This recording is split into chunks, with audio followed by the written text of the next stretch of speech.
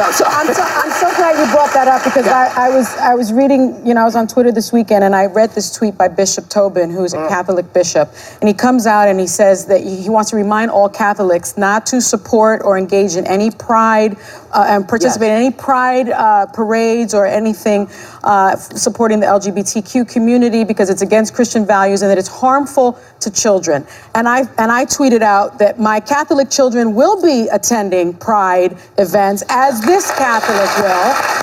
And, my faith always taught me, what would Jesus do? Yes. And I know Jesus would be attending that pride parade. With pride. With pride. And I also know that God is love. And Jesus is love. Yeah. And love is love. And for a Catholic bishop to come out and say something like that, given the history of pedophilia in the Catholic Church, given what the Catholic Church has hidden about the abuse of children, some would say that being at a pride parade would be much safer for a child than it has been to be in a Catholic church for many years. And I say that as a practicing Catholic, practicing Catholic that has been challenged by the scandals in the Catholic Church. And Whoopi and I have talked about it for a long time. I almost left the Catholic Church because of what has happened. There was another tweet that got a reaction out of me. That one did too. But one, this year actually, Donald Trump, President Loco, decided he was going to mark Pride Month. And let me tell you, just a few weeks ago, he banned patriotic trans Americans from serving in the armed services. Yes, he did. His administration has rolled back LGBTQ protections in schools.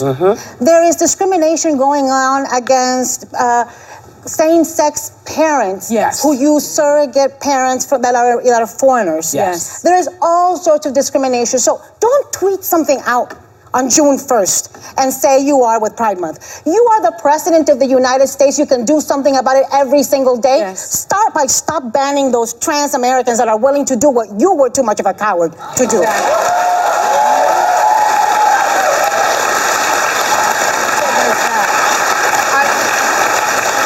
Listen, this guy is the hypocrite in chief. He's a hypocrite on so many things, and on the issue of LGBT rights, the list is long. So he thinks a tweet 2 years into his administration is going to erase all the other things that he's done.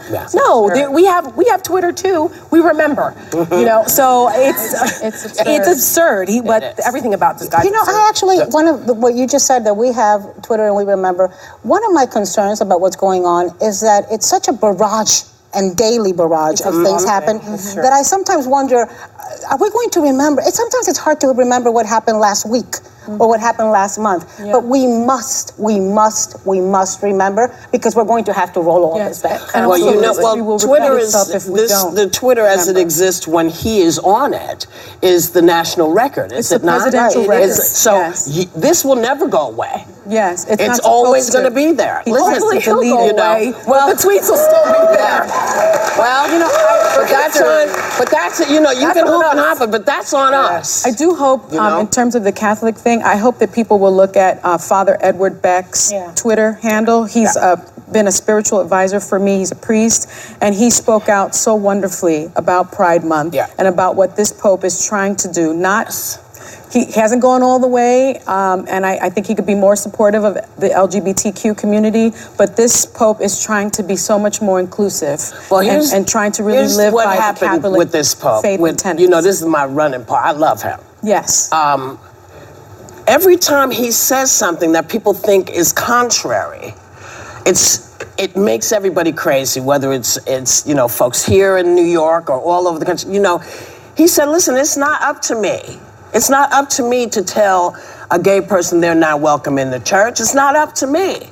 That relationship is between you and God, and that is all you ever have to know. The relationship is between you and God, not anybody else who is here. It's you and God, and God gave you the idea, the ability to make a decision and come to a decision. You know what you need to do, and that's all you need to do. Forget everybody else. Yeah. That's basically what PF said. I call PF, you know. That's my friend, PF. Pope Francis. That's basically what he's saying. Yeah. You know, it's the relationship between you and God that's important, not you and the building.